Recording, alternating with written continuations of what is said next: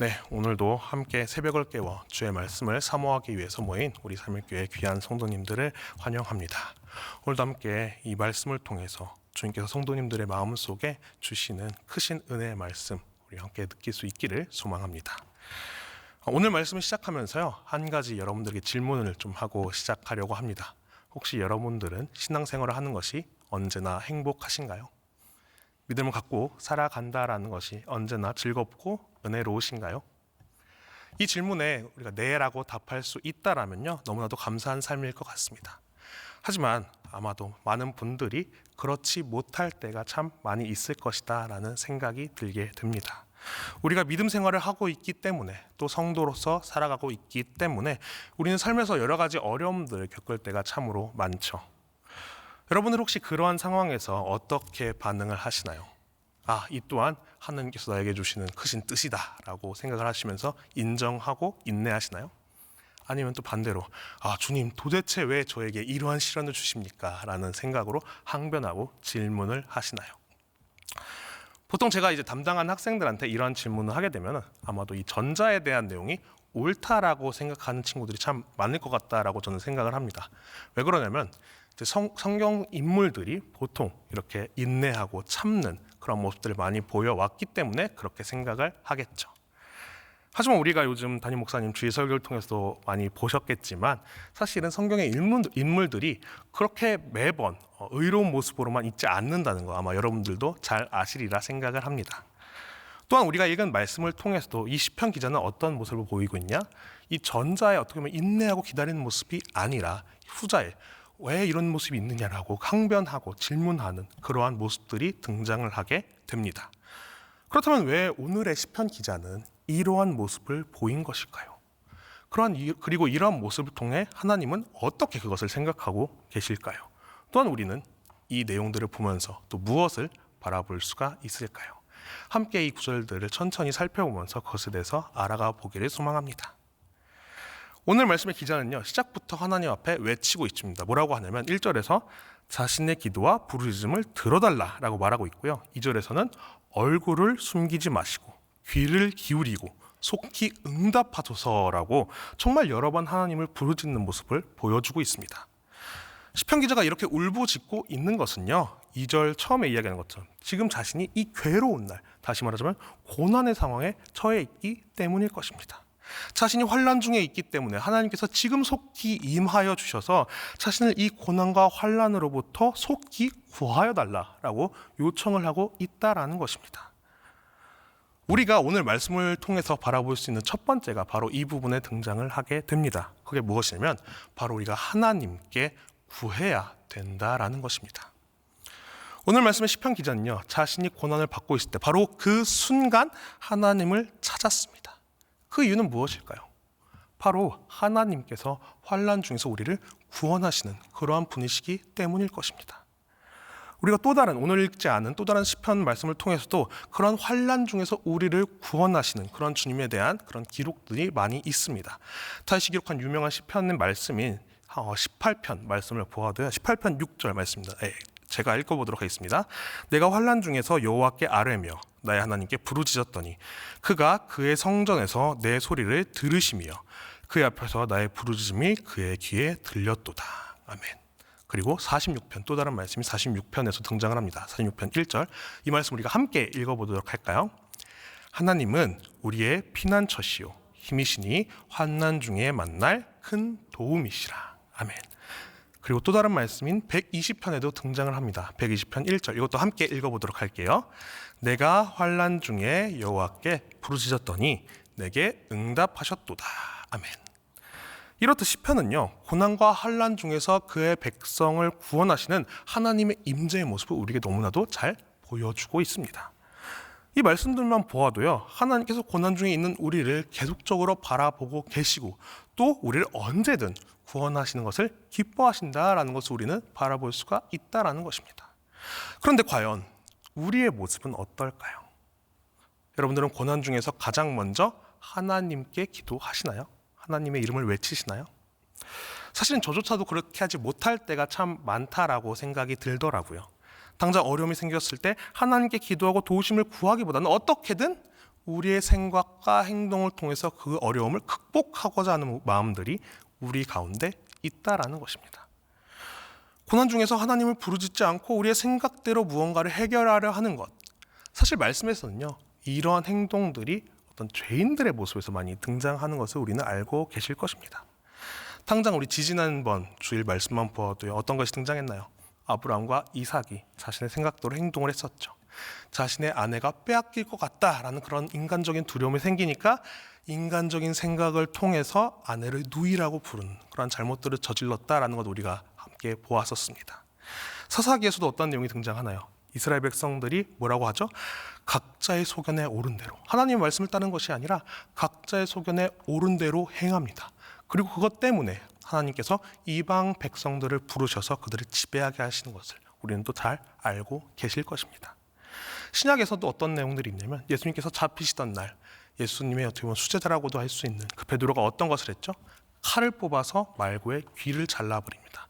그 순간 예수님께서 베드로에게 뭐라고 하셨나요? 책망하시면서 그 말고의 귀를 고쳐주신 모습, 그것도 우리가 잘 알고 계실 것입니다. 이렇듯 우리의 생각과 경험, 이런 행동으로 문제를 해결하는 모습들은요, 말씀이 말하는 분명한 잘못이다, 죄라고 우리는 말할 수가 있을 것 같습니다. 하지만 우리는, 아니 더 나아가서 우리 모든 인류는요, 우리 안에 있는 죄성으로 인해서 그 잘못을 계속적으로 이어나갑니다. 그리고 심지어는 그것으로 인해서 뭔가 상황이 좋아지고 발전하는 것 같으니까 그것이 마치 옳은 것이구나, 그것이 진리구나 라면서 그 잘못을 끝까지 경주하게 됩니다. 인류 역사에서 이 근대와 현대로 이어진 소위 말하는 이 모더니즘의 시기가 바로 그러한 죄악의 어떤 절정을 달했던 그러한 시기라고 볼 수 있을 것 같습니다. 인간 중심의 사고, 이 이성이 모든 것을 발전하고 옳게 만든다라는 그러한 생각으로 인간은 죄악을 끝까지 이루어 나갔던 것입니다. 그리고 그 결과로 나타난 것이 무엇이었나요? 2번의 큰 전쟁이었죠. 그 전쟁으로 인해 많은 생명이 사라졌고요. 그리고 사랑보다는 증오의 감정들이 전 세계에 널리 퍼졌고요. 그리고 하나님께서 주신 이 아름다운 땅들은 황폐화되어져 갔죠. 하지만 그러한 결과에도 불구하고 인간의 죄성은요, 진정한 진리이신 주님을 찾기보다는 더 발달한 과학, 더 발달한 이성, 그런 것을 찾고자 하였고요. 결국 그것이 지금의 현대의 모습을 만들어냈습니다. 그리고 얼마 전까지만 하더라도요, 우리는 그 인류의 과학이라는 것, 그것이 바로 우리를 이 지구상에서 영원하게 살 수 있을 것처럼 생각을 했습니다. 그런데 우리는 몇 년 전 그 생각이 아주 잘못되었다라는 것을 코로나라는 하나의 작은 바이러스로 인해서 깨닫게 되었습니다. 정말로 어떻게 보면 눈에도 보이지 않는 그 작은 세포 하나로 인해서 모든 우리가 지금까지 신뢰해왔던 과학이라는 그런 것들이 무너지고 실패하는 그런 모습들, 우리는 지난 몇 년간 바라볼 수가 있었습니다.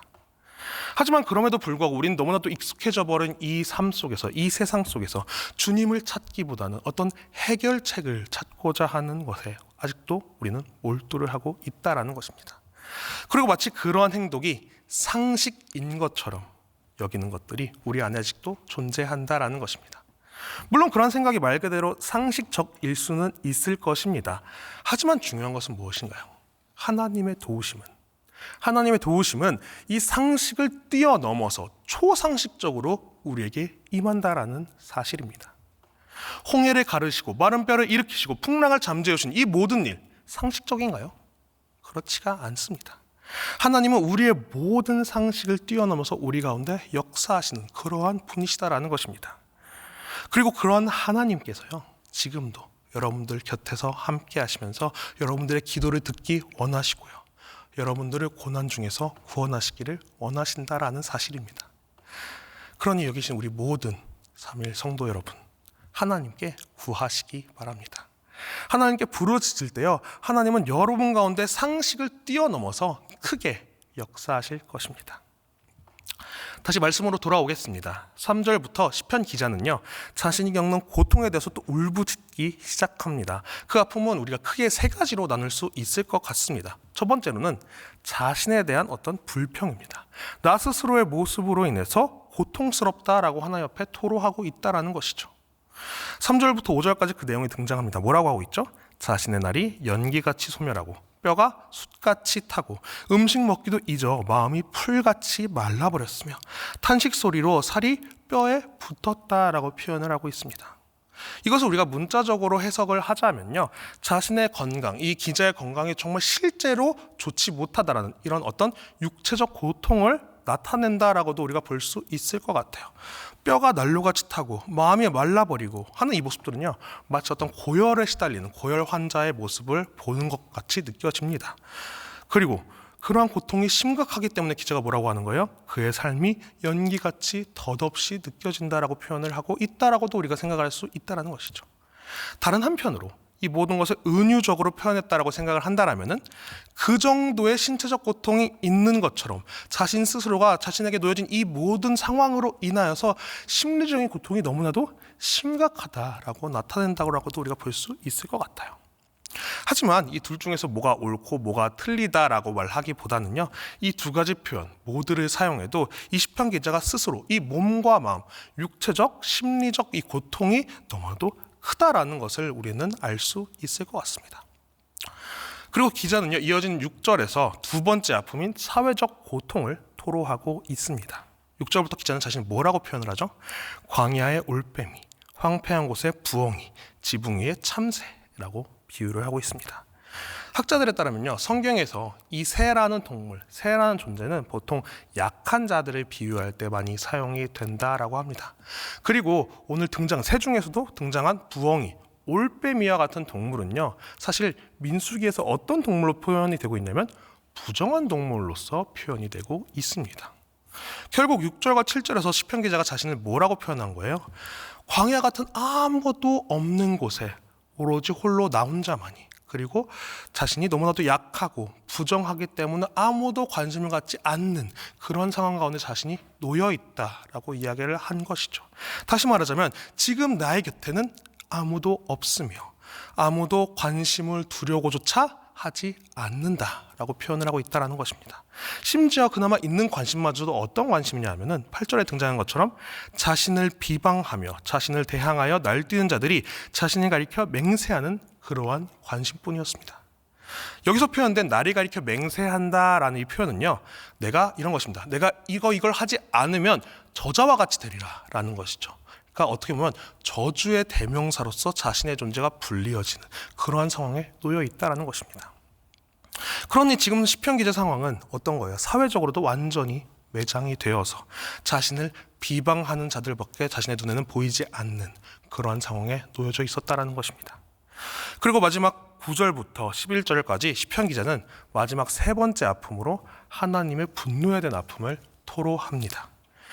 시편 기자는요, 자신에게 임한 이 모든 고통들이 분명히 하나님께로부터 온 하나님의 분노라고 여기고 있습니다. 9절에서 재를 양식처럼 먹고 눈물 섞인 물을 마셨다라고 하는 것은요, 율법에 등장하는 어떤 시험을 위한 쓴물의 이미지를 우리에게 보여줍니다. 그 말씀 민수기 5장 16절부터 19절에 등장을 하는데요, 제가 읽어드리겠습니다. 제사장은 그 여인을 가까이 오게 하여 여호와 앞에 세우고 통에 거룩한 물을 담고 성막 바닥에 티끌을 취하여 물에 넣고 여인을 여호와 앞에 세우고 그의 머리를 풀게 하고 기억나게 하는 소재물 곧 의심의 소재물을 그의 두 손에 두고 제사장은 저주가 되게 할 쓴 물을 자기 손에 들고 여인에게 맹세하게 하여 그에게 이르기를 내가 내 남편을 두고 탈선하여 다른 남자와 동침하여 더럽힌 일이 없으면 저주가 되게 하는 이 쓴 물의 해독을 면하리라. 아멘. 결국 시편 기자에게는요, 자신의 이 상황이 마치 하나님께서 자신에게 이 쓴물의 시험을 주고 있는 것과 같이 느껴지고 있다라는 것입니다. 시편 기자는요, 이어지는 10절과 11절에서도 비유를 사용해서 자신의 감정을 또 표현을 하고 있습니다. 10절에 표현된 나를 들어서 던지셨다라는 이 표현은요, 우리에게 두 가지를 보여줍니다. 사실 하나님께서 나를 들으셨다라는, 나를 들어라는 이 표현은요, 상당히 은혜로운 표현입니다. 여러분들 잘 아시겠지만 하나님이 나를 들어라고 하면 그 뒤에 뭐가 따라오죠? 보통 사용하셨다라는 표현이 따라옵니다. 그리고 그것은 나를 사용하셔서 정말 주님의 일을 이루셨다라는 엄청나게 은혜로운 표현입니다.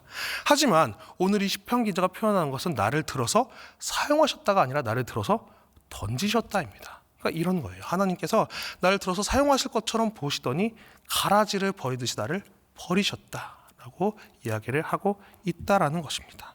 그리고 이어지는 11절에서도 기울어지는 그림자, 풀의 시들어짐, 이런 표현은요, 해가 지고 풀의 생명이 끝나는 것처럼 자신의 모든 날이 끝나가는 것 같은 비참한 자신의 인생을 비유로 표현하고 있다라는 것입니다. 이렇게 시편 기자는요, 하나님 앞에 자신의 아픔을 세 가지로 나누어서 아주 상세하게 표현하면서 하나님께 토로하고 있습니다. 그리고 그 가운데는 심지어 어떻게까지 얘기하죠? 하나님께서 나를 버리셨다라는 자신의 생각까지도 표현을 하고 있습니다. 우리는요, 이러한 고통의 표현을 또 다른 성경에서 발견할 수가 있는데요, 바로 고통하게 생각나는 유명한 성경인 욥기 말씀입니다. 욥 역시도 오늘 시편 기자와 비슷한 내용의 토로를 하는 모습을 보여주죠. 그 말씀은 욥기 16장 9절부터 13절 말씀에 등장합니다. 제가 읽어드리겠습니다. 그는 진노하사 나를 찢고 적대시하시며 나를 향하여 이를 갈고 원수가 되어 날카로운 눈초리로 나를 보시고, 무리들은 나를 향하여 입을 크게 벌리며 나를 모욕하며 뺨을 치며 함께 모여 나를 대적하는구나. 하나님이 나를 악인에게 넘기시며 행악자의 손에 던지셨구나. 내가 평안하더니 그가 나를 꺾으시며 내 목을 잡아 나를 부서뜨리시며 나를 세워 관역을 삼으시고, 그의 화살들이 사방에서 날아와 사정없이 나를 쏘므로 그는 내 콩팥들을 꿰뚫고 그는 내 쓸개가 땅에 흘러나오게 하시는구나. 아멘. 그런데 우리는 이러한 욥의 토로 후에 하나님께서 그에게 어떤 행동을 하는지 알고 있을 것입니다. 뭐라고 하시죠? 하나님이 그를 책망하십니다. 그렇기 때문에 마치 이러한 토로의 모습, 토로의 형식이 마치 하나님 앞에 잘못한 것처럼 우리는 아마 생각이 되게 될 것입니다. 자, 그렇다면요, 그와 비슷한 토로를 했던 오늘의 이 시편 기자 역시도 정말 어쩌면 하나님 앞에 엄청난 잘못을 저지른 것일까요? 사실은 그렇지는 않습니다. 우리가 그 이유에 대해서 알기 위해서는요, 욥과 시편 기자 간의 차이를 함께 살펴보아야 할 것 같아요. 자, 우리가 보았듯이 시편 기자가 오늘의 토로를 하나님께 드린 것은 어떤 이유였죠? 자신의 상황이 너무나도 고통스럽고 아프기 때문에 하나님의 구원을 바라면서 그 고백들을 올려드렸던 것이었죠. 하지만 욥이 그 고백을 한 원인은 조금 달랐습니다.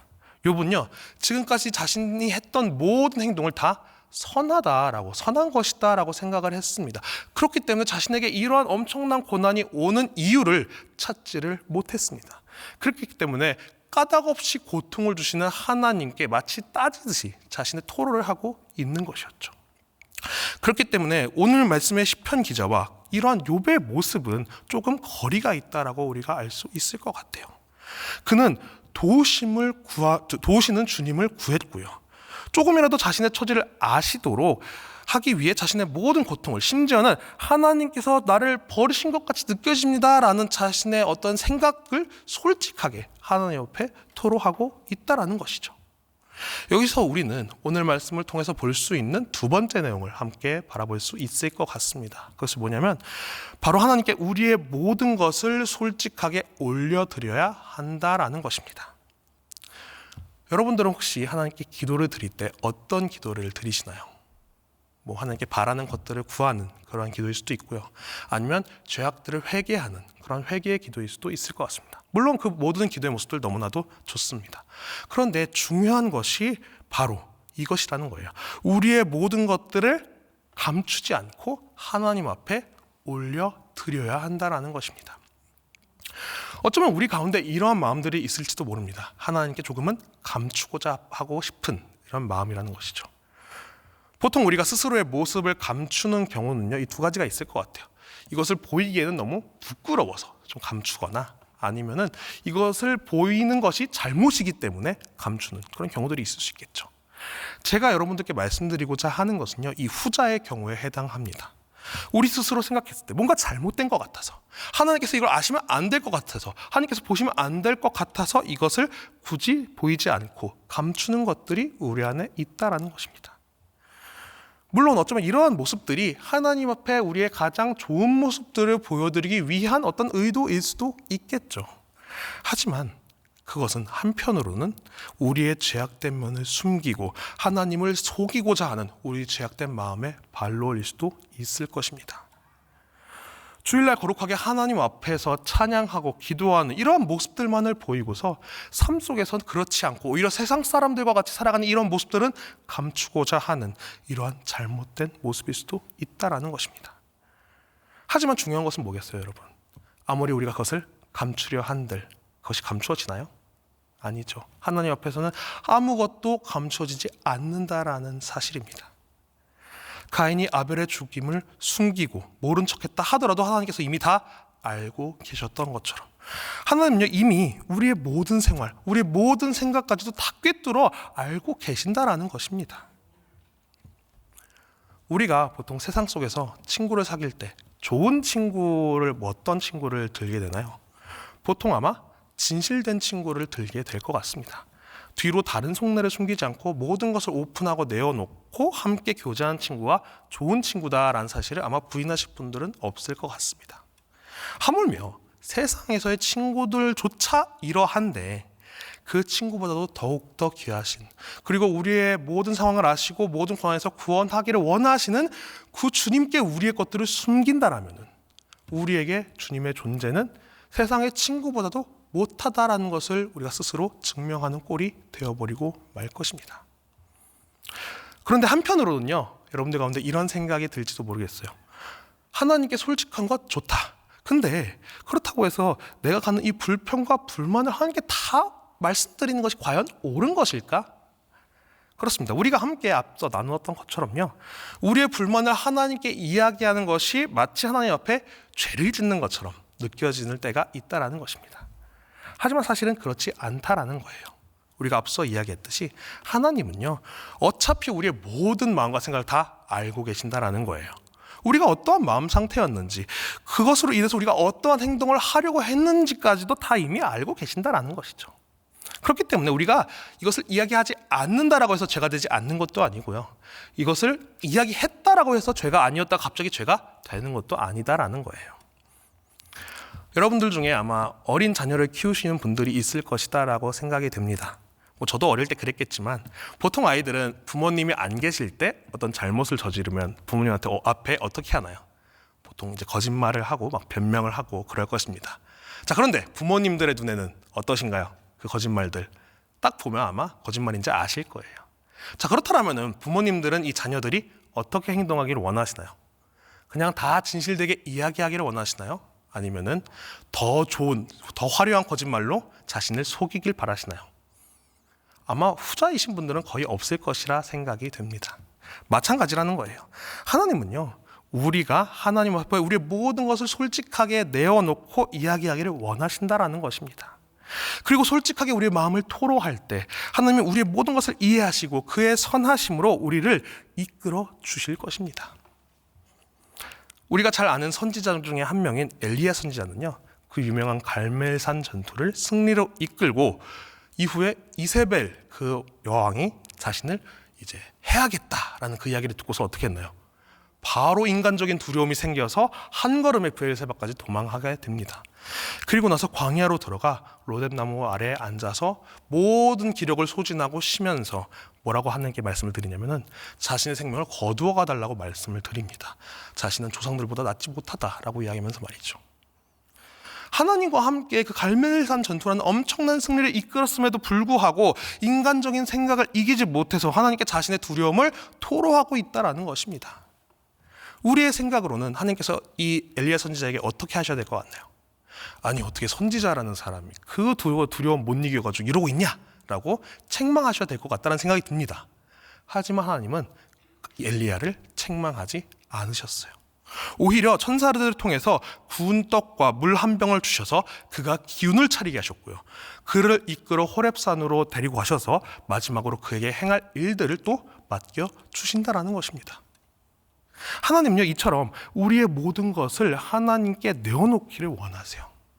그리고 그렇게 주님께 우리의 모든 상황과 환경, 그리고 우리의 감정까지도 다 맡겼을 때 하나님은 그의 모든 선하심으로 우리의 상식을 뛰어넘어서 우리에게 모든 일들을 행하신다라는 것입니다. 말씀을 마무리하겠습니다. 오늘 우리는요, 이 시편 기자의 고통을 토로하는 이 기도를 통해서 우리의 고난 가운데 우리의 생각을 의지하는 것이 아니라 하나님께 모든 것을 맡겨야 한다라는 것을, 또한 그 맡긴 가운데서도 우리 안에 모든 것들을 다 솔직하게 고백해야 한다라는 것을 우리는 바라볼 수가 있었습니다. 성도로서 살아가는 우리의 삶은요, 물론 행복할 때가 많을 것입니다. 하지만 반대로 그렇지 않을 때도 참 많죠. 하지만 그것은요, 우리가 그리스도인이라는 이름으로 살아가기에 어쩌면 당연한 것일지도 모릅니다. 예수님께서 이렇게 말씀하셨습니다. 마태복음 24장 9절의 말씀입니다.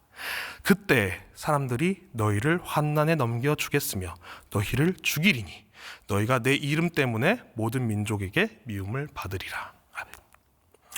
예수님께서도 말씀하신 것처럼 우리는 그리스도의 이름으로 인해 세상에서 정말 많은 고난들을 겪게 됩니다. 그리고 그 고난들로 인해 참 어렵고 힘들 때가 또 많을 것입니다. 그런 고통이 있을 때 하나님께 모든 것을 솔직하게 내어놓고 기도하시기 바랍니다. 모든 감정과 상황을 주님께 내어놓고 토로하시기 바랍니다. 마치 자녀가 부모님께 내가 겪은 아픔을 마치 일러 바치듯이 모든 것을 다 내어놓고 하나님께 이야기하시라는 것입니다.